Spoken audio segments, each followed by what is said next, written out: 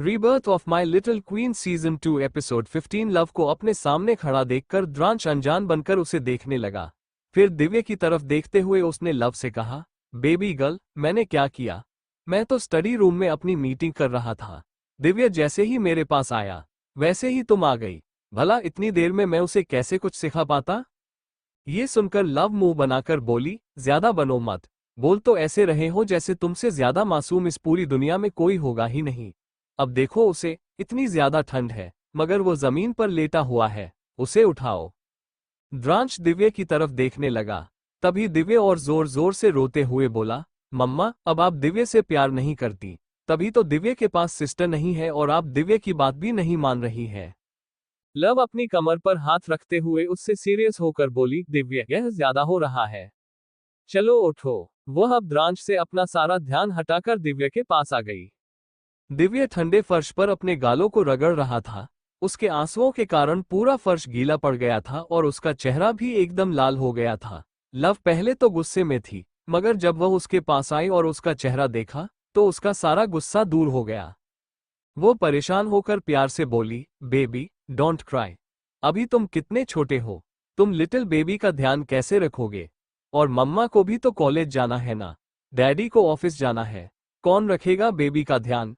एक बार मम्मा का कॉलेज खत्म हो जाए उसके बाद सिस्टर आ जाएगी, ओके? दिव्य अपने आंसू पोंछते हुए लव को देखने लगा, फिर सिसकते हुए बोला, पर अभी चाहिए। ज्यादा रोने के कारण अब उसे हिचकी आ रही थी। लव को समझ नहीं आ रहा था कि इतना छोटा बच्चा सिर्फ एक सिस्टर पाने के लिए इतना कैसे रो सकता है। उसने दिव्य को उठाकर अपनी गोद में बिठा लिया और उसके आंसू पोंछते हुए उसे सीने से लगाकर प्यार से पूछा, अच्छा बताओ, ये सिस्टर का ख्याल तुम्हारे दिमाग में कब से आया? क्यों चाहिए तुम्हें? दिव्य उसे कसकर पकड़ते हुए और किस करते हुए बोला, सबके पास बहन है पर दिव्य के पास नहीं है। मम्मा, एक बहन चाहिए। दिव्य और दक्ष दोनों उसका ध्यान रख लेंगे।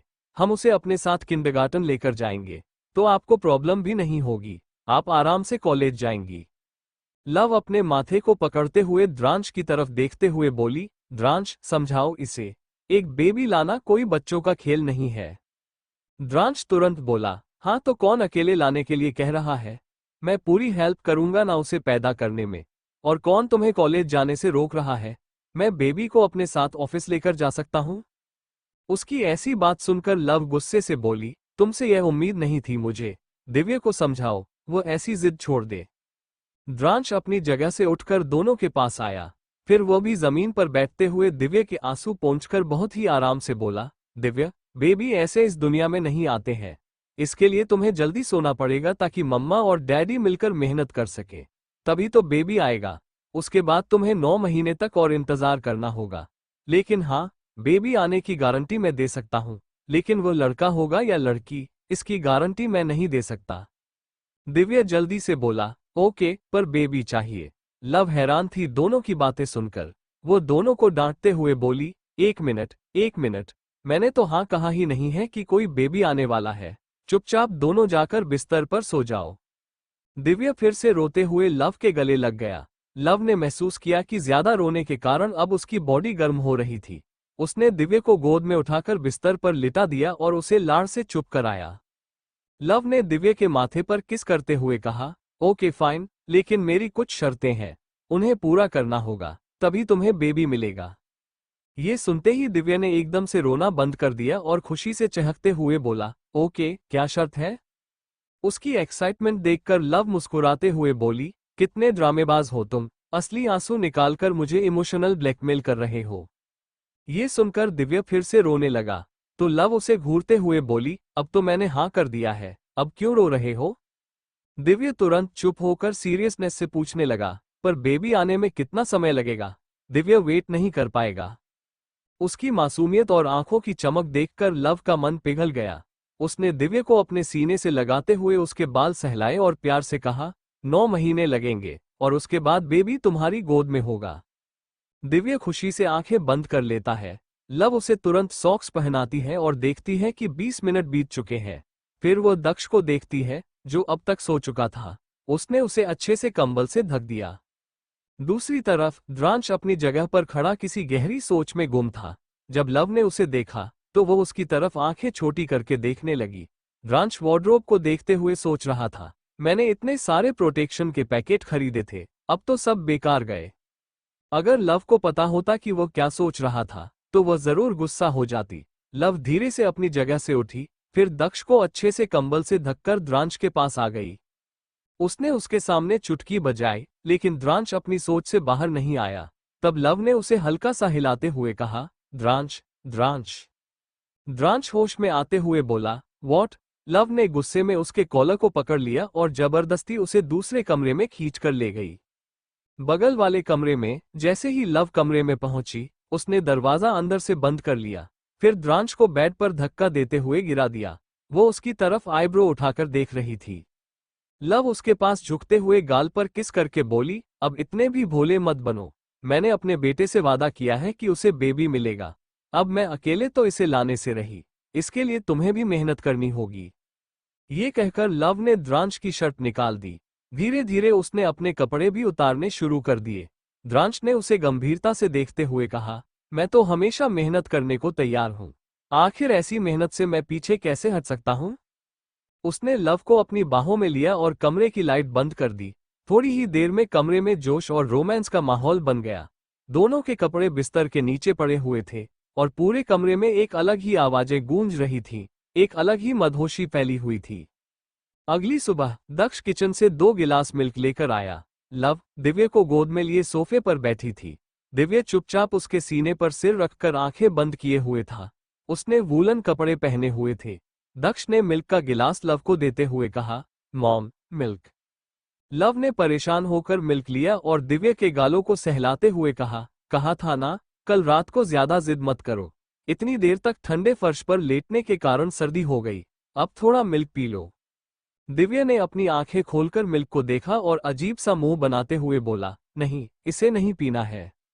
लव उसे घूरते हुए बोली, तो फिर कोई सिस्टर नहीं मिलेगी। अगर यह मिल्क खत्म नहीं हुआ तो इस घर में सिस्टर का जिक्र भी नहीं होगा। ये सुनते ही दिव्या जल्दी से अच्छे से बैठ गया और मिल्क का गिलास लेकर एक ही झटके में सब खत्म कर दिया। ये देखकर लव मुस्कुरा दी। उसने दक्ष को इशारा किया और कहा, चलो अब तुम भी अपना मिल्क खत्म करो। दक्ष अच्छे बच्चे की तरह चुपचाप बिना नखरे किए मिल्क पी गया। तभी द्रांश ऑफिस के लिए तैयार होकर आ गया। उसने आज ग्रे कलर का टैक्सीडो पहना था, जिसमें वो हमेशा की तरह बेहद हैंडसम लग रहा था। वो सुबह 4 बजे से स्टडी रूम में अर्जेंट मीटिंग कर रहा था और अब बाहर आया था। द्रांश ने गहरी नजर से पहले दिव्य को देखा, फिर लव की ओर देखकर भारी आवाज में पूछा, बेबी गर्ल, तुम्हें कॉलेज के लिए लेट नहीं हो रहा? और यह अभी तक तैयार क्यों नहीं हुई? लव ने दिव्य के माथे को चेक करते हुए जवाब दिया, तुम्हारे प्यारे बेटे ने बच्चे के चक्कर में अपनी हेल्थ खराब कर ली है। ये सुनकर द्रांश धीरे धीरे दिव्य के पास गया। उसने दिव्य को अपनी गोद में लिया और उसका माथा चेक किया। हल्का बुखार और जुकाम महसूस हुआ। फिर उसने लव की ओर देखकर कहा, you go to college, I take care of my kids. Luv ने तुरंत मना करते हुए कहा, नहीं द्रांश, अगर तुमने इसे मॉम के पास छोड़ा तो दिव्य उन्हें परेशान कर देगा। जब भी इसे जुकाम होता है या तो यह एकदम सुस्त हो जाता है या फिर बहुत ज्यादा ड्रामा करता है। मॉम इसे संभाल नहीं पाएंगी। द्रांश ने उसे बीच में रोकते हुए कहा, तुमसे किसने कहा कि मैं इसे मॉम के पास छोड़ने वाला हूं? मैं इसे अपने साथ ऑफिस लेकर जा रहा हूं। अब आगे कुछ मत कहो। Go get ready, we are leaving in 10 minutes. Luv को विश्वास नहीं हो रहा था। वो थोड़ी देर वहीं खड़ी रही, लेकिन द्रांश ने दक्ष और दिव्य को लेकर डाइनिंग टेबल पर बिठा दिया। लव मुंह बनाती हुई अपने कपड़े चेंज करने चली गई। इस वक्त घर में उनके अलावा कोई नहीं था, क्योंकि मिसेस जिंदल स्वाति को लेकर ऋषि के पास गई थी। उसके बाद वो घर वापस जाने के लिए निकल गई। वहीं ऋषि स्वाति को लेकर शहर में ही घूम रहा था, मगर स्वाति उसकी तरफ देख भी नहीं रही थी। ये देखकर ऋषि कंफ्यूज होकर बोला, तुम्हें क्या हुआ है? उसने अपनी कार को स्लो कर लिया, मगर स्वाति अपनी नजरें चुराते हुए बोली, कुछ भी नहीं। इतना कहकर वो विंडो से बाहर देखने लगी। ऋषि भी कुछ नहीं बोला और अपनी कार को एक पार्क के पास रोक लिया, फिर बाहर निकल आया। स्वाति भी बाहर आ गई। स्वाति वहां की ठंडी हवाओं को महसूस करते हुए एक गहरी सांस ली और फिर आसमान की तरफ देखने लगी। तब तक ऋषि उसके सामने आ गया और चुटकी बजाते हुए बोला, तुम इतना अजीब बर्ताव क्यों कर रही हो? और क्या तुम मुझे इग्नोर करने की कोशिश कर रही हो? स्वाति फीकी मुस्कान के साथ बोली, पर मैं तुम्हें जानती भी नहीं, तो इग्नोर कैसे करूंगी? ऋषि मजाक में बोला, तो हम साथ में घूमने आए हैं, हो सकता है कि एक दूसरे को जान ले, कम से कम दोस्त तो बन सकते हैं। स्वाति दूसरी तरफ देखते हुए बोली, नहीं, मुझे दोस्त नहीं बनाना, मुझे बस कुछ देर अकेला रहना है। इतना कहकर वह धीरे धीरे पार्क के अंदर चली गई। पार्क के अंदर पहले से ही ध्रुव मौजूद था। उसने उस दिन सफेद रंग का धोती कुर्ता पहना था। उसके हाथ में रुद्राक्ष की माला लिपटी हुई थी और उसके माथे पर तिलक लगा हुआ था। वो बहुत शांत और सभ्य लग रहा था, मगर उसकी असली पहचान इसके बिल्कुल उलट थी। उसके साथ विराज भी था। विराज बोला, सर, आप बहुत ज्यादा इम्प्रूव कर रहे हैं। अभी तक आपने गुस्सा नहीं किया। मैं आपको मंदिर के 4 चक्कर लगवा चुका हूं, पर आपने गुस्सा नहीं किया। ये सुनकर ध्रुव सामने की ओर बिना किसी भाव के बोला, अगर मैंने खुद को ठीक करने का फैसला न किया होता तो अब तक तुम्हें गोली मार चुका होता। ये सुनकर विराज डर गया। ध्रुव थोड़ा इरिटेट लग रहा था, मगर अपने गुस्से को शांत रखते हुए आसपास की चीजों को महसूस करने लगा। अचानक उसकी नजर पार्क के अंदर आ रही स्वाति पर टिक गई। स्वाति किसी पर नजर डाले बिना चुपचाप जाकर एक खाली झूले पर बैठ गई। ऋषि वहीं एक पिलर से टेक लगाकर इधर उधर देख रहा था। जब तक ध्रुव स्वाति को देख रहा था, उसकी नजरों में शांति थी, मगर जैसे ही ऋषि पर उसकी नजर पड़ी, उसकी आंखों में आग सी भड़क उठी। उसने कसकर अपनी मुट्ठी बंद कर ली। ये देखकर विराज घबराते हुए मन ही मन बड़बड़ाया, हे भगवान, कहीं ध्रुव सर के गुस्से का बम फूट न जाए, वरना मेरी सारी मेहनत बेकार हो जाएगी। काफी देर तक ध्रुव स्वाति को एकटक देखता रहा। जब उसे महसूस हुआ कि उसका गुस्सा शांत नहीं होगा, तो वह बिना कुछ कहे पार्क से बाहर जाने लगा। विराज भी उसके पीछे पीछे भागा। पार्क के बाहर जाकर ध्रुव अपनी कार से टेक लगाकर खड़ा हो गया। उसका सिर झुका हुआ था, मानो वह अपने गुस्से को कंट्रोल करने की कोशिश कर रहा हो। विराज दूर खड़ा ये सब देख रहा था, लेकिन पास आने की हिम्मत नहीं जुटा पाया। उधर जब स्वाति ऋषि से बात किए बिना पार्क से बाहर निकल आए, तो उसे यह एहसास नहीं हुआ कि ऋषि अब भी उसे देख नहीं रहा था।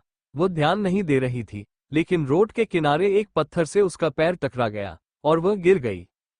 उसने जूते पहने हुए थे, मगर पत्थर इतना नुकीला था कि उसके टखने में चोट लग गई और खून बहने लगा। दर्द से तड़पती स्वाति ने अपना पैर पकड़ लिया। ठंड के मौसम में चोट की वजह से उसका पूरा चेहरा लाल पड़ गया। वो इधर उधर देखने लगी, तभी उसकी नजर दूर एक बेंच पर पड़ी। वो खड़ी होने की कोशिश करने लगी और धीरे धीरे बेंच तक चलने लगी, मगर दर्द के कारण लड़खड़ाकर गिरने ही वाली थी कि तभी किसी ने अपनी मजबूत बाहों में उसे संभाल लिया। स्वाति एकदम से घबरा गई। उसने पलटकर देखा तो सामने ध्रुव खड़ा था। उसकी काली गहरी आंखें उसे ध्यान से देख रही थी, मगर ध्रुव के चेहरे पर कोई भाव नहीं थे। एक पल के लिए स्वाति ध्रुव के इस रूप को देखकर हैरान रह गई। वो कभी उसके माथे पर लगे तिलक को देखती, तो कभी उसके हाथ में बंधी रुद्राक्ष की माला को, और कभी उसके सफेद धोती कुर्ता को। स्वाति शौक में थी, लेकिन ध्रुव ने बिना कुछ कहे उसे गोद में उठा लिया और बेंच पर जाकर बैठा दिया। जैसे ही स्वाति को होश आया, वो डरते हुए बोली, दूर रहिए। वो उठकर भागने वाली थी, मगर उससे पहले ही ध्रुव ने उसे जबरदस्ती बेंच पर बैठा दिया। ध्रुव ने उसके घायल पैर को उठाकर अपने घुटने पर रख लिया। घुटनों के बल बैठते हुए ध्रुव ने उसके जूते उतारे और उसके घाव को देखने लगा। हर टच के साथ स्वाति और ज्यादा घबरा रही थी। वो नर्वस थी और समझ नहीं पा रही थी कि क्या करे। स्वाति ने देखा कि ध्रुव अपनी हथेली से उसके घाव से बहते खून को साफ कर रहा था। उसकी इस हरकत से स्वाति सहम गई। वह अपने कपड़ों को कसकर पकड़ ली और नजरें झुका ली। फिर ध्रुव ने कुछ ऐसा किया जिससे स्वाति और विराज दोनों ही शौक में रह गए। ध्रुव ने अपना सिर झुकाया और बहते हुए खून पर अपने होंठ रखकर चाट लिया। स्वाति का दिल तेजी से धड़कने लगा। वो ध्रुव के इस पागलपन को देखकर एकदम शौक में थी। विराज भी दूर खड़ा ये सब देखकर पूरी तरह हैरान था। ध्रुव ने अपना सिर उठाकर गहरी काली आंखों से स्वाति की ओर देखा, जो दर्द के कारण अपनी आंखें बंद किए बैठी थी। उसने अपने होठों को दांतों से दबा रखा था। ये देखते ही ध्रुव की पकड़ उसके पैर पर कस गई। फिर उसने अपना रुमाल निकाला और स्वाति के घाव पर बहुत ही सावधानी से बांध दिया। अब खून का आना बंद हो चुका था। दर्द से स्वाति ने अपने आंसू मुश्किल से रोके थे। उसका पूरा नाक लाल पड़ चुका था, मगर वो बेहद क्यूट और खूबसूरत लग रही थी। जैसे ही ध्रुव ने उसका पैर नीचे रखा, स्वाति दर्द से तड़पते हुए उसके कंधे पर हाथ रखकर चीख उठी। ठीक उसी वक्त ऋषि वहां आ गया। ऋषि को स्थिति समझ नहीं आई कि आखिर चल क्या रहा है। उसने ध्रुव और स्वाति को साथ देखकर अपने चेहरे के भाव बदल लिए। उसने ध्रुव की तरफ देखे बिना स्वाति से पूछा, स्वाति, क्या तुम ठीक हो? बिना बताए बाहर कैसे आ गई? फिर उसने ध्रुव की ओर मुड़ते हुए कहा, मिस्टर ध्रुव, क्या आप भूल चुके हैं कि मिसेज रंधावा यानी आपकी माँ ने आपको स्वाति से दूर रहने के लिए कहा था? फिर भी आप स्वाति के आगे पीछे क्यों घूम रहे हैं? ऋषि के इस तरह बोलने से ध्रुव को गुस्सा आ गया। वो अपनी जगह से खड़ा हुआ और एक कदम बढ़ाते हुए ऋषि को झुककर देखा।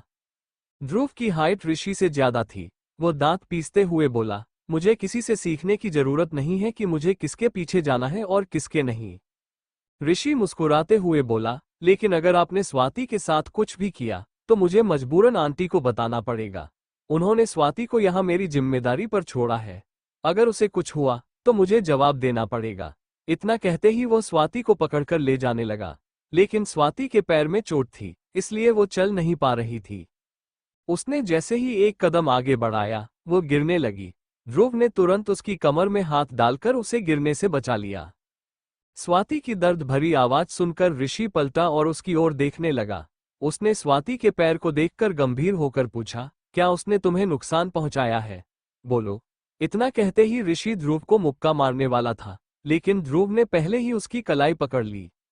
दांत पीसते हुए ध्रुव बोला, बच्चे, मुझसे उलझने की कोशिश मत करो। डॉक्टर हो तुम, कहीं ऐसा ना हो कि मेरे कुछ करने से दुनिया के बड़े डॉक्टर भी तुम्हारा इलाज न कर पाए।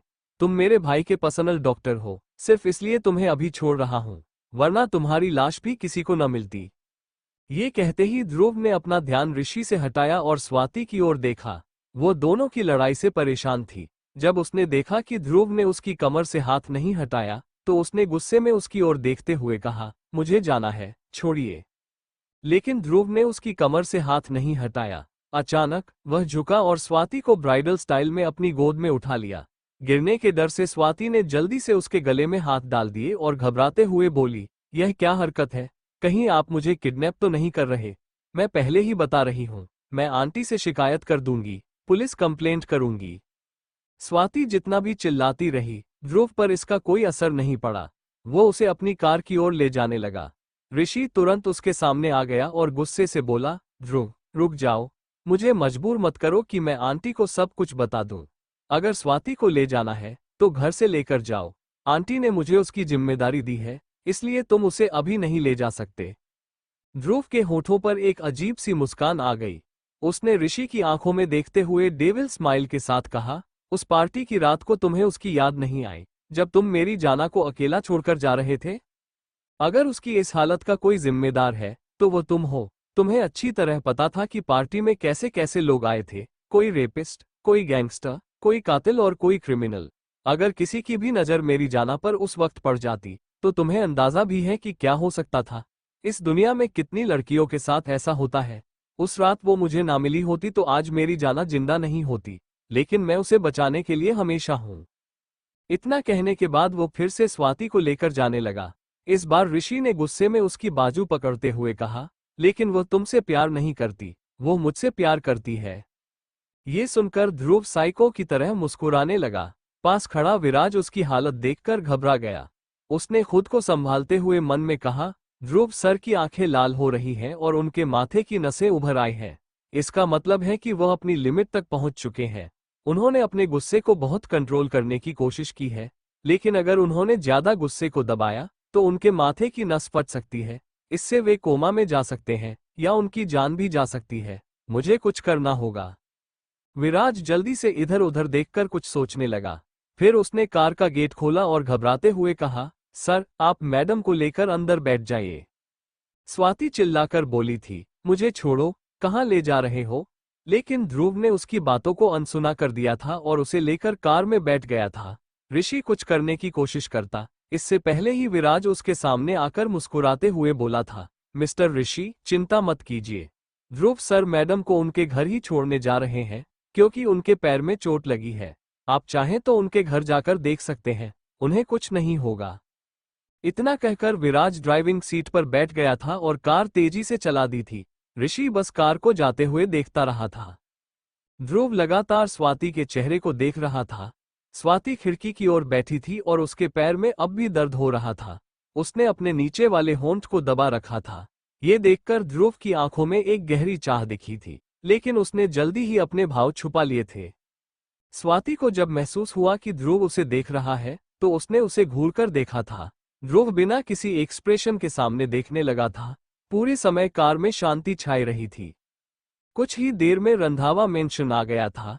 ये द्रांश का ही विला था। जैसे ही कार रुकी, ध्रुव ने बिना किसी भाव के कहा था, गेट आउट। ये सुनकर स्वाति चौंक गई थी। उसने आसपास देखा और पाया कि वे घर पहुंच चुके थे। गुस्से में उसने ध्रुव को घूरा, लेकिन ध्रुव ने उसकी आंखों में देखते हुए फिर से रूखे स्वर में कहा था, गेट आउट। उसका बोलने का तरीका बहुत ही कठोर था। स्वाति ने दांत पीसते हुए धीमी आवाज में कहा था, खड़ूस कहीं के, और धीरे धीरे कार से उतरने लगी थी। उसके पैर में अब भी दर्द हो रहा था, लेकिन इस बार ध्रुव ने उसकी मदद नहीं की थी। स्वाति जैसे ही बाहर निकली थी, ध्रुव ने कार चलाने का इशारा कर दिया था। विराज तुरंत कार स्टार्ट करके वहां से निकल गया था।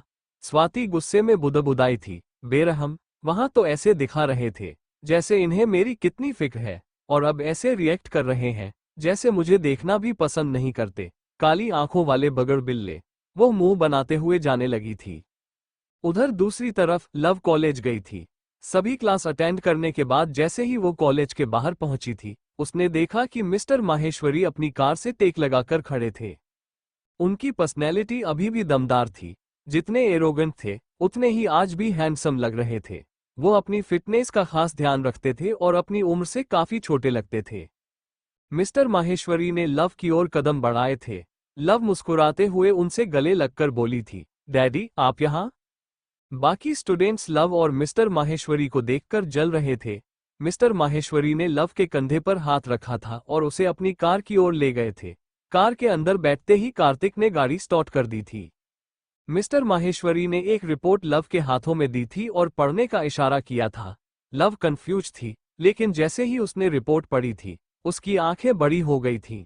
उसने शॉक होकर कहा था, पर ये तो। मिस्टर माहेश्वरी ने शांत स्वर में कहा था, मुझे भी यकीन नहीं हुआ था, लेकिन मुझे पहले ही शक था। अभी इस बारे में अपनी मॉम को मत बताना। और हाँ, रिया ने जो तुम्हारे साथ किया है, क्या तुम उसे बस जेल में डालकर छोड़ देना चाहती हो? लव ने चुपचाप मिस्टर माहेश्वरी को देखा था, फिर हिचकिचाते हुए बोली थी, आप क्या चाहते हैं कि मैं क्या करूं? मिस्टर माहेश्वरी ने अपने एक पैर पर दूसरा पैर चढ़ाते हुए दमदार आवाज में कहा था, हम माहेश्वरी लोग हैं, हमारे खून में ही बदले की आग है। अगर कोई हमें नुकसान पहुंचाए, तो हम उसे 10 गुना ज्यादा नुकसान पहुंचाते हैं।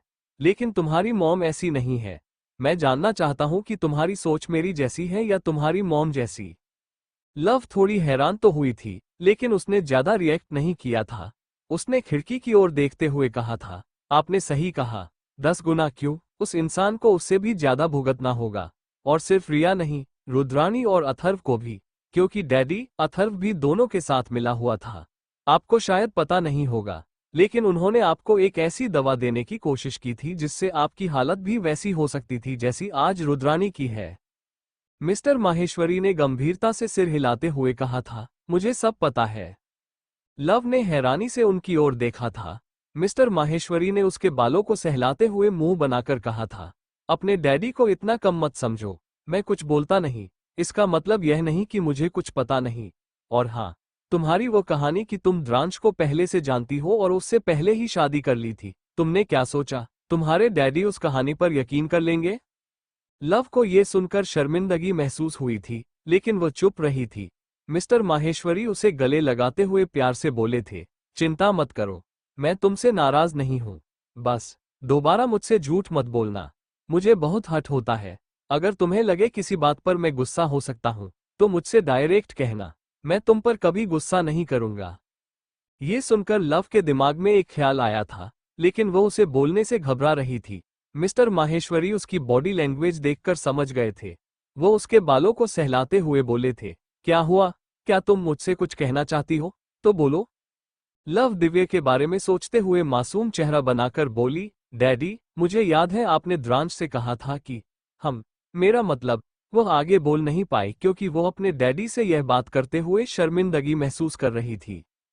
मिस्टर माहेश्वरी ने उसे घूरते हुए कहा, बोलो, मैं सुन रहा हूं। लव ने आंखें बंद करते हुए कहा, दिव्या को एक बहन चाहिए। तो मैंने और द्रांश ने एक बच्चे के बारे में सोचा था, लेकिन इसमें द्रांश की कोई गलती नहीं थी। दिव्या ने जिद की थी और मैंने ही द्रांश को फोर्स किया था, वरना वो तो मना कर रहा था। ये सब एक ही सांस में बोलने के बाद लव चुप हो गई और मिस्टर माहेश्वरी की प्रतिक्रिया का इंतजार करने लगी। लव ने अपनी एक आंख खोलकर मिस्टर माहेश्वरी को देखा, जिनके चेहरे पर कोई भाव नहीं थे। ये देखकर उसे लगा कि मामला गंभीर हो सकता है। वो उनके हाथ को पकड़कर हिलाते हुए बोली, डैडी, इसमें सच में द्रांश की कोई गलती नहीं है। मैं ही उसे फोर्स कर रही थी कि हमें एक बच्चा करना चाहिए, लेकिन उसने तो मुझे साफ साफ मना कर दिया था। मैं सच कह रही हूँ। मिस्टर माहेश्वरी ने उसे अपनी काली आंखों से देखा, लेकिन कोई जवाब नहीं दिया। उनकी चुप्पी ने लव को और ज्यादा परेशान कर दिया। वह सोचने लगी कि उनके दिमाग में क्या चल रहा है। लव को डर था कि कहीं उसके डैडी सारा दोष द्रांश पर न डाल दें। दूसरी ओर द्रांश दिव्या को खुद से अलग करने की कोशिश कर रहा था, क्योंकि दिव्या उसे छोड़ने को तैयार ही नहीं था। दिव्या उसके सीने से चिपका हुआ था। द्रांश अपने केबिन के सोफे पर बैठा हुआ था और उसके बगल में दक्ष भी था। दक्ष मासूम आंखों से दिव्या और द्रांश को देख रहा था, जबकि कपिल थोड़ी दूरी पर खड़ा था। कपिल ने मन ही मन बड़बड़ाते हुए कहा, अरे बिग बॉस, कुछ देर में मीटिंग है, कुछ कीजिए, आपका होना बहुत जरूरी है। द्रांश ने दिव्या के बालों को सहलाया और उसके चेहरे को अपने सामने किया। फिर धीमे स्वर में बोला, दिव्या, अपने भाई के साथ यहीं रहो, मैं बस एक मीटिंग अटेंड करके आता हूँ। लेकिन दिव्या ने जोर से उसका कॉलर पकड़ लिया और अपना सिर उसकी गर्दन में छिपा लिया। वो कुछ नहीं बोला, लेकिन द्रांश का सब्र अब जवाब दे रहा था। लव और दिव्या ही थे जो हमेशा उसका पेशेंस टेस्ट करते थे। द्रांश ने दक्ष की ओर देखा तो दक्ष जल्दी से बोल पड़ा, डैडी, मैं यहाँ आपका इंतजार करूंगा। द्रांश ने उसके बालों पर हाथ फेरा और कपिल से सर्द आवाज में कहा, बच्चों का ध्यान रखना, तुम्हें मीटिंग में आने की जरूरत नहीं है। जैसे ही द्रांश जाने लगा, दिव्या ने अपने पैरों को उसकी कमर पर लपेट लिया और जोर से चिल्लाते हुए उसे पकड़ लिया। दिव्या की आवाज जुकाम के कारण थोड़ी अलग लग रही थी। कपिल सिचुएशन संभालने की हालत में नहीं था। दक्ष ने परेशान होकर कहा, डैडी, आप मॉम को बुलाइए। मॉम ने पहले भी कहा था कि दिव्या आपको परेशान करेगा। द्रांश ने एक गहरी सांस ली और कपिल से कहा, दक्ष के साथ जाओ और बेबी गर्ल को कॉलेज से पिकअप करो, उसकी सारी क्लासेस खत्म हो चुकी होंगी। इतना कहकर वो दिव्या को मजबूरी में अपने साथ मीटिंग रूम ले जाने लगा। कपिल और दक्ष ने पहले तो द्रांश को देखा, फिर एक दूसरे को। इसके बाद वे लव को लेने के लिए निकल पड़े। उधर लव अभी भी मिस्टर माहेश्वरी के साथ थी और खुश नजर आ रही थी। ऐसा लग रहा था कि मिस्टर माहेश्वरी मान गए थे। इस वक्त वे दोनों एक शॉपिंग मॉल में थे, जहां लव दिव्या और दक्ष के लिए विंटर के कपड़े खरीद रही थी। जैसे ही वह आगे बढ़ी, अचानक उसने एक आवाज सुनी, सासू मॉम। ये सुनकर लव रुक गई और मिस्टर माहेश्वरी ने चौंक कर उसकी ओर देखा। तभी सारिका भागते हुए आई और लव के पैरों को पकड़ लिया। लव शॉक्ड रह गई और उसे घूरने लगी। सारिका खुश होकर बोली, सासू मॉम। लव कभी सारिका को देखती तो कभी मिस्टर महेश्वरी को। जल्दी से खुद को संभालते हुए वह सारिका से दूर हटते हुए बोली, मैं तुम्हारी कोई सासू माँ नहीं हूं। सारिका ने चौंक कर मिस्टर महेश्वरी की ओर देखा, जो अपने गालों पर उंगली रखकर सोच में डूबे हुए थे। वो मासूमियत से बोली, सासू माँ, ये कौन है? लेकिन लव ने कोई जवाब नहीं दिया। सारिका ने कंधे उचकाते हुए कहा, ठीक है, मैं डैडी से पूछ लेती हूँ। इतना कहकर जब वह पलटी तो उसने देखा कि आयुष्मान जेब में हाथ डाले बड़े आत्मविश्वास के साथ मॉल के अंदर आ रहा था। उसे देखते ही लव की आंखों में नाराजगी साफ झलकने लगी। वहीं मिस्टर महेश्वरी अपनी भौहें चढ़ाकर आयुष्मान को देखने लगे। जब आयुष्मान पास आकर खड़ा हुआ तो मिस्टर महेश्वरी ने लव को अपनी ओर खींच लिया। आयुष्मान मुस्कुराते हुए बोला, हेलो मिस्टर महेश्वरी, शायद आपने मुझे पहचाना नहीं। मैं हूं आयुष्मान और आपकी प्यारी बेटी का होने वाला समधी भी। ये कहते हुए उसने लव की ओर देखा और मुस्कुराने लगा। लव गुस्से से बोली, मुझे पागलों से बात करने का कोई शौक नहीं है, और हाँ, अपनी बेटी को ये सब फालतू बातें सिखाना बंद करें। इतना कहकर उसने मिस्टर महेश्वरी का हाथ पकड़ लिया और बोली, डैडी चलिए, हम यहाँ से चलते हैं। वो उन्हें लेकर वहां से चली गई। पीछे खड़ा आयुष्मान अब भी मुस्कुरा रहा था। सारिका ने उसका हाथ पकड़कर कहा, डैडी, सासू माँ तो नाराज हो गई, अब क्या करेंगे? आयुष्मान ने उसे गोद में उठाया और उसके गले को छूते हुए गंभीरता से कहा, कोई बात नहीं, मैंने तुम्हें पहले ही सिखाया था कि जो चीज आसानी से न मिले उसे छीन लेना चाहिए। लेकिन अभी तुम छोटी हो, पहले बड़े होने का इंतजार करो। खुद को इतना काबिल बनाओ कि लोग तुम्हारे सामने झुकें। चाहे तुम अच्छी बनो या बुरी, लेकिन इतनी सफल हो जाओ कि कोई तुम्हारी आंखों में आंखें डालकर बात करने की हिम्मत न कर सके। तभी तुम खुद को और अपने होने वाले हस्बैंड को प्रोटेक्ट कर पाओगी। सारिका ध्यान से उसकी बातें सुन रही थी। थोड़ी देर बाद उसने मुंह बनाते हुए कहा, डैडी, आप पहले ऐसे डैडी हैं जो अपनी बेटी को ये सब सिखा रहे हैं। अगर लोगों को पता चल गया तो वे आपको पागल समझेंगे। भला कौन अपनी बेटी को ऐसी बातें सिखाता है? आयुष्मान सारिका की बात सुनकर जोर से हंसने लगा। उधर लव दिव्या और दक्ष के लिए एक जैसे कपड़े खरीद रही थी। ये देखकर मिस्टर महेश्वरी ने एक येलो जैकेट उठाई और लव से बोले, तुमने दोनों के लिए एक जैसे कपड़े क्यों लिए? जरूरी नहीं कि दोनों की पसंद एक जैसी हो। लव ने मुस्कुराते हुए येलो जैकेट के साथ एक और जैकेट उठाई और जवाब दिया, डैडी, अगर मैं अलग अलग कपड़े लूं तो क्या पता दिव्या और दक्ष को एक ही रंग की जैकेट पसंद आ जाए। दिव्या तो बता देगा कि उसे क्या चाहिए, लेकिन दक्ष चुपचाप जो दिया जाएगा उसे ले लेगा। पर मैं समझ सकती हूँ कि उसके मन पर क्या असर पड़ेगा। उसे लगेगा कि हम उससे कम प्यार करते हैं, वो हमसे दूर हो सकता है। इसलिए दोनों के लिए एक जैसे कपड़े लेना बेहतर है। मिस्टर महेश्वरी ने आगे कुछ नहीं कहा। शॉपिंग खत्म करके जब वे मॉल से बाहर निकले तो उन्होंने देखा कि वहां पहले से ही कपिल और दक्ष मौजूद थे। दक्ष लव को देखकर भागते हुए उनके पैरों से लिपट गया। लव मुस्कुराई और उसे गोद में उठा लिया। फिर उसके गालों पर किस करके बोली, तुम यहाँ कैसे आए? इतना कहकर वह उसकी टोपी ठीक करने लगी। दक्ष खुश होकर बोला, हम आपको लेने आए हैं। दिव्या डैडी को परेशान कर रहा है। लव ने सिर हिलाया और मिस्टर महेश्वरी की ओर इशारा करते हुए दक्ष से कहा, नानू को हेलो बोलो। दक्ष जल्दी से नीचे उतरा और मिस्टर महेश्वरी के पैर छू लिए। मिस्टर महेश्वरी ने उसे गले लगाते हुए मुस्कुराकर कहा, खुश रहो, और लव, मैंने जो कहा है उसके बारे में सोचना। लव ने सिर हिलाकर सहमति जताई। इसके बाद मिस्टर महेश्वरी वहां से चले गए। लव, दक्ष और कपिल भी वहां से ऑफिस की ओर रवाना हो गए। ऑफिस पहुंचने पर लव दक्ष को गोद में लिए द्रांश के केबिन की तरफ बढ़ रही थी, जबकि कपिल शॉपिंग बैग लेकर उनके पीछे पीछे चल रहा था।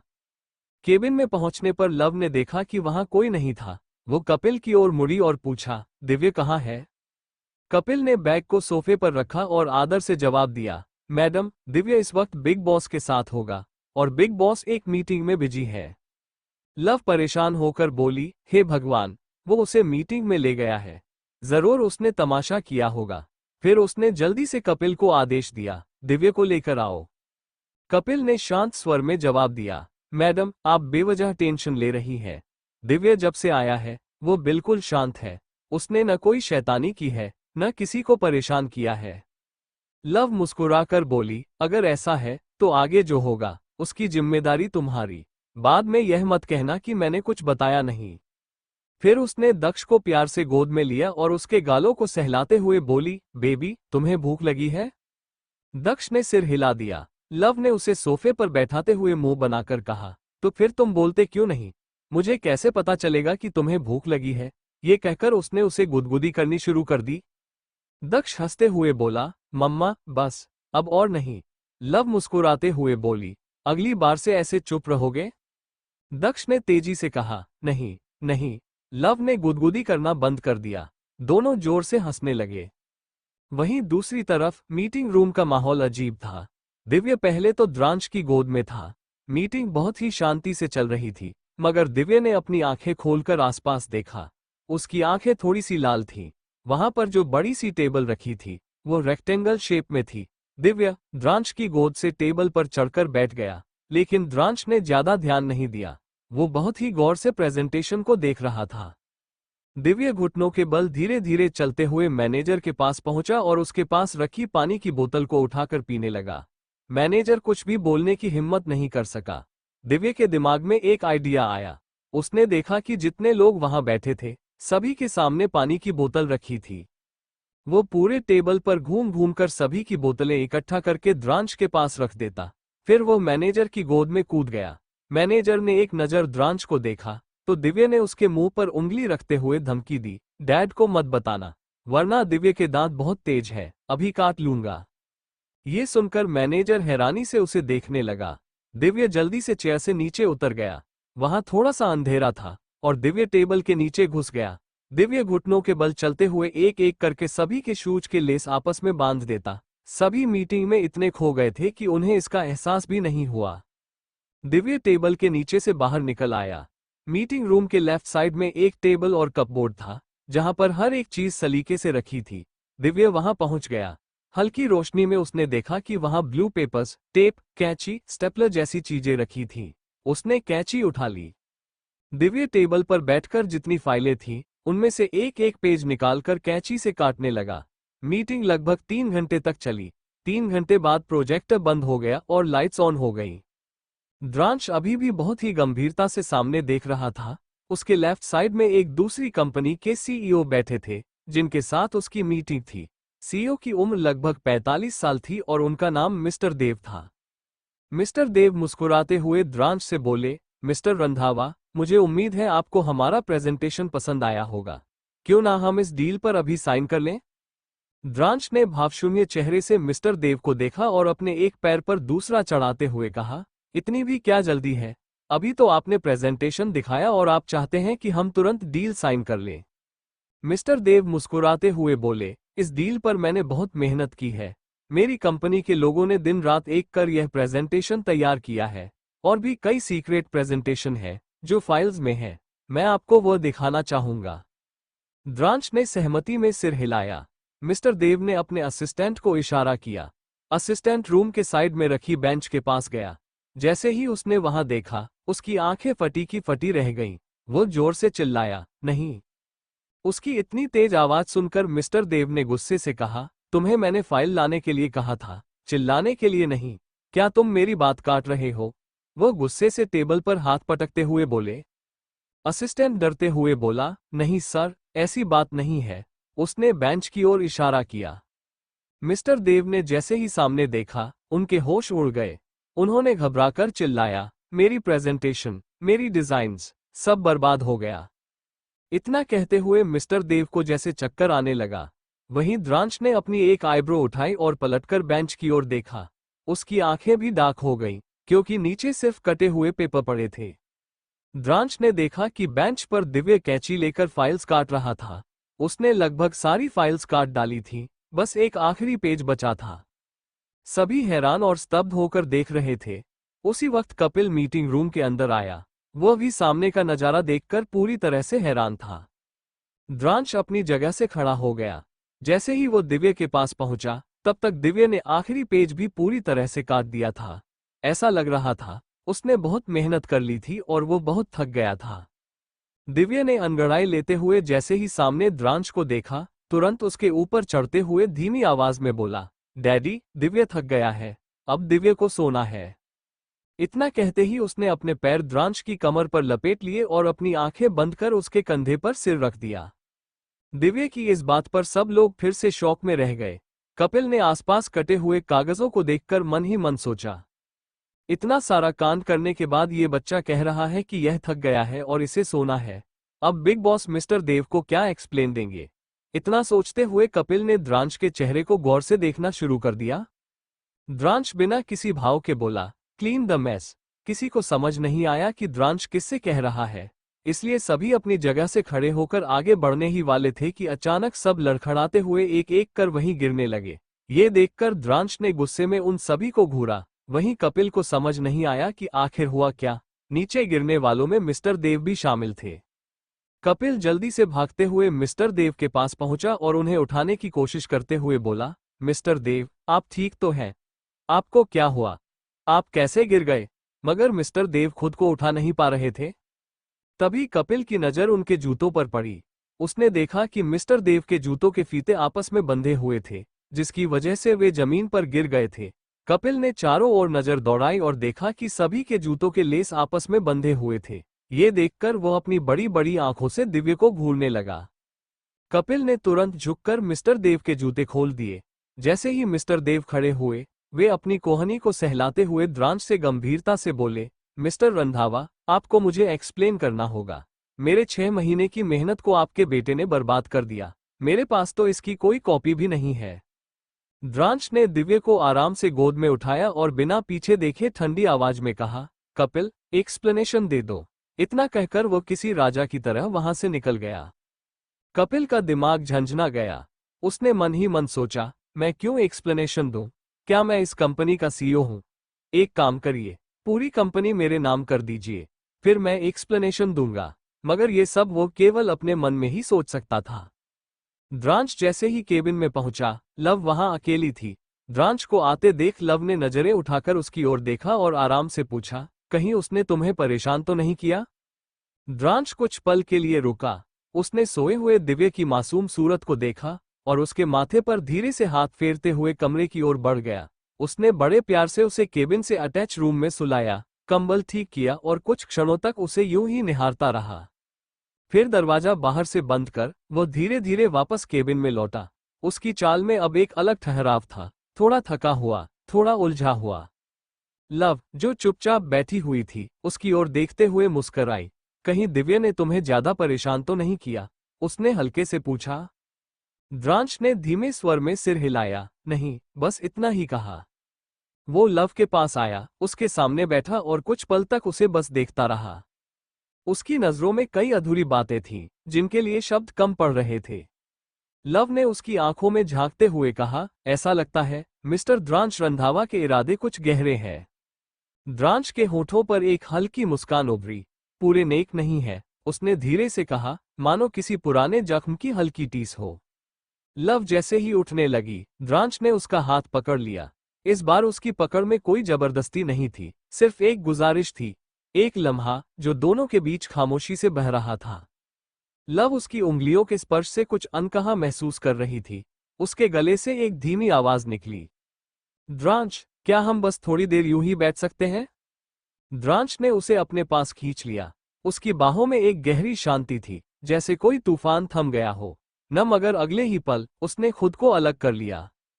शायद तुम भूल गई हो, उसने शांत स्वर में कहा, तुमने वादा किया था दिव्य को एक परिवार देने का, मगर जब तुम खुद ही दूर होने लगो तो मैं क्या करूं? लव उसे देखती रह गई। वो अब अपनी कुर्सी पर बैठ चुका था और किसी फाइल में खुद को डुबा लेने का दिखावा कर रहा था। घंटा बीत गया, मगर उसकी नजरें लव से नहीं टकराईं। लव ने आखिरकार खुद को संभालते हुए वो फाइल उसके हाथ से ले ली और कहा, तुम मुझसे नाराज हो, लेकिन मुझे तुम्हारी जरूरत है। द्रांश ने धीरे से उसकी ओर देखा। उसकी मुस्कान अब भी वैसी ही थी, थोड़ी तिरछी, थोड़ी चुप। अगर सच में चाहती हो तो खुद को खोलकर रखो, लव। उसने कहा, अपने जज्बात, अपने डर, सब कुछ, तभी सोचूंगा कि मैं भी तुम्हारे साथ आगे बढ़ने को तैयार हूं या नहीं। लव उसकी बात सुनकर चुप रह गई। वो समझ नहीं पा रही थी, ये चुनौती थी या दरार के पार एक पुल। वह गुस्से में थी। उसकी आंखें द्रांश को ऐसे देख रही थी जैसे वो खुद से लड़ रही हो, उससे और अपने दिल से भी। लेकिन द्रांश, उसके होठों पर एक रहस्यमयी, हल्की सी मुस्कान थी, जैसे वो किसी पुराने वादे को फिर से याद दिला रहा हो। उसने लव का हाथ थामा, जैसे कुछ कहना चाहता हो, पर शब्दों से ज्यादा उसकी खामोशी बोल रही थी। लव ने धीरे से उसे पीछे धकेलने की कोशिश की, मगर वो वहीं था, नजदीक, अडिग। फिर उसकी आवाज गूंज उठी, धीमी मगर गहराई लिए हुए, क्या मैंने बहुत ज्यादा मांग लिया है? बस एक छोटा सा यकीन, सिर्फ तुम्हारा साथ। लव ने तीखे स्वर में आंखें तररते हुए जवाब दिया, क्या तुमने कभी सोचा है तुम मुझसे क्या उम्मीद कर रहे हो? ये रिश्ता, ये प्यार, सब कुछ क्या तुम्हारे मुताबिक ही चलेगा? द्रांश ने पल भर में ही कहा, तुम मेरी पत्नी हो, लव। अगर तुम ही मुझे नहीं समझोगी तो और कौन समझेगा? मुझे लगा था कि हम दोनों के बीच कोई पर्दा नहीं रहेगा। लव की आंखों में एक पल को आंसू उभर आए। तुम्हें लगता है कि मुझे ये सब पसंद है? क्या प्यार का मतलब सिर्फ ये है?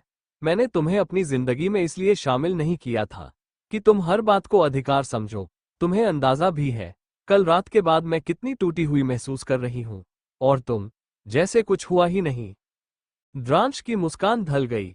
उसका चेहरा एक पल को भावहीन हो गया। फिर वो उसके नजदीक आया और धीमे से उसके कान के पास कहा, आज रात बच्चों के सो जाने के बाद स्टडी रूम में मिलना। लेकिन लव, इस बार अपने दिल की सुनना, मेरे कहे शब्दों की नहीं। लव का दिल जोर से धड़का। उसकी धड़कनों में डर नहीं, उलझन थी। वो उठने लगी, लेकिन द्रांश ने उसकी कमर पर अपना हाथ कस लिया। लव की आंखों में अब नाराजी नहीं, थकावट थी। वो कड़वी मुस्कान के साथ बोली, शायद ये बच्चा पैदा करने का फैसला सबसे गलत था। क्यों न किसी आसान रास्ते से मां बनने की कोशिश करूं, कम से कम ये रोज रोज की लड़ाई न हो। द्रांश ने उसकी आंखों में देखा, गुस्से से नहीं, उलझे हुए प्यार से। जब तुम्हारे पास मैं हूं, सांस लेता, महसूस करता, तुम्हें समझने की कोशिश करता, तो क्यों किसी और विकल्प की सोच रही हो? मैं तुम्हें यकीन दिला सकता हूं कि जो तुम्हें चाहिए वो मैं दे सकता हूं। सिर्फ मुझे एक मौका दो, नजदीक आने का नहीं, जुड़ने का। उसने धीरे से लव की हथेलियां अपने हाथों में ली। अब कोई जबरदस्ती नहीं थी, कोई जिद नहीं, सिर्फ एक खामोश गुजारिश थी, रिश्ते को थोड़ा और वक्त देने की। वहीं दूसरी तरफ स्वाति की जिंदगी में एक और नया तूफान आ खड़ा हुआ था, क्योंकि ऋषि ने स्वाति को प्रपोज कर दिया था, वो भी मिसेज रंधावा के सामने। इस वक्त वे सभी गार्डन में थे। स्वाति के चेहरे पर परेशानी के भाव थे। मिसेज रंधावा हल्की मुस्कान के साथ उसे देख रही थी। वहीं ऋषि अभी भी घुटनों के बल बैठा हुआ था, उसके हाथ में इस वक्त एक रिंग थी। स्वाति ने एक कदम पीछे लेते हुए कहा, नहीं, ऐसा नहीं हो सकता, मुझे यह एक्सेप्ट नहीं है। ऋषि खड़ा हो गया और गिल्ट के साथ बोला, आई एम सॉरी, ये सब मेरी गलती है। उस रात मुझे तुम्हें पार्टी में अकेला नहीं छोड़ना चाहिए था। मुझे पता है तुम मुझे पसंद करती हो। पहले मैं तुम्हें पसंद नहीं करता था, मगर धीरे धीरे मैं तुम्हें पसंद करने लगा हूँ। रही बात प्यार की, तो वो शादी के बाद हो जाएगा। ये सुनकर स्वाति ने उसे घूरते हुए कहा, और अचानक से तुमने मुझे प्रपोज क्यों किया? ये ख्याल तुम्हारे दिमाग में आया कहाँ से? ऋषि पहले तो चुप हो गया, मगर फिर बहुत ही आराम से बोला, मेरी मॉम चाहती है कि मैं शादी कर लूं। मैं आज तक कभी किसी और लड़की से नहीं मिला। तुम पहली लड़की हो। तुम मुझसे प्यार भी करती हो, तुम अच्छी भी हो, इसीलिए तुमसे बेहतर लड़की मैं और कहीं ढूंढ ही नहीं सकता। तुम हमेशा खुश रहोगी, इसकी जिम्मेदारी मैं लेता हूँ।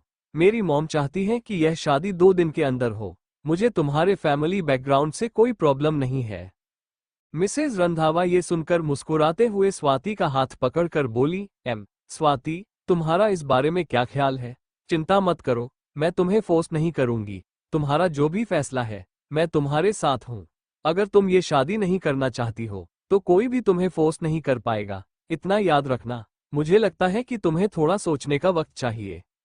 ये सुनते ही स्वाति बिना किसी भाव के बोली, नहीं आंटी, मुझे सोचने या समझने की कोई जरूरत नहीं है, क्योंकि जितना मुझे सोचना समझना था, वो मैं पहले ही सोच समझ चुकी हूँ। फिर वो ऋषि से बोली, मुझे ये रिश्ता मंजूर नहीं है। तुमसे क्या, मुझे किसी से भी शादी नहीं करनी है। मेरा फोकस अब सिर्फ मेरे करियर पर है। मैं अपने और अपने करियर के बीच किसी को नहीं आने दूंगी। जब मैं तुम्हारे पीछे आई थी, तब तो तुमने मुझ पर ध्यान नहीं दिया था।